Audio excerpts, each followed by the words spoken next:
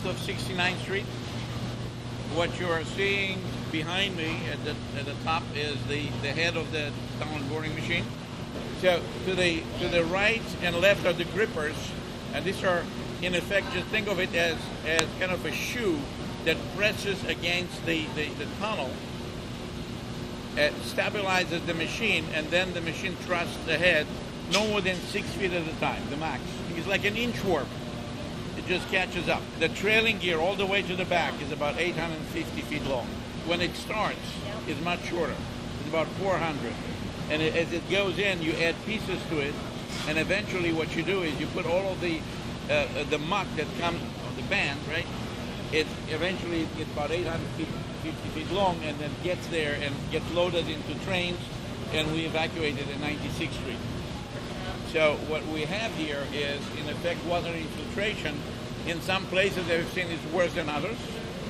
Eventually, when we're going to come in and line the tunnel, we're going to waterproof it. And the way it will probably be done is we're going to manage the water. You cannot stop water, but you can manage it. So most probably will be managed to come down, get collected, invert, and then just be pumped out.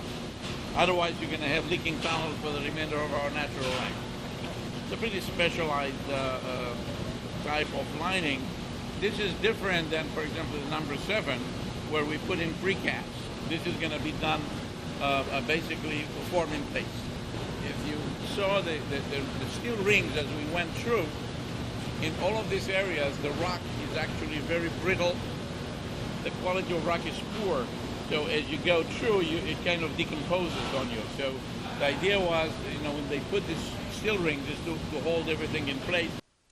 The joint venture of Skanska, Schiavone, and Shea discovered a 150-foot-long section in the East Tunnel that required an approximately 3-month freezing operation before the 21-foot diameter TBM could go through it.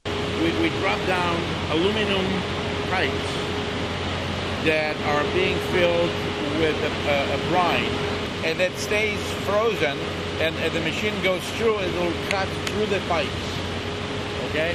But it will not stop. They will continue to grind continuously 24/7 until they're past that.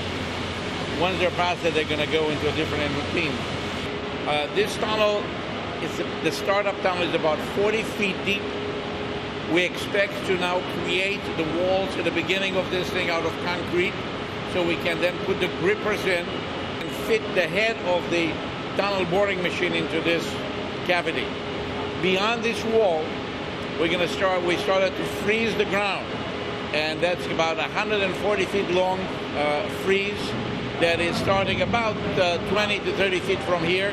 We expect to dig this out further and then start the tunnel boring machine, and that will happen sometime next March.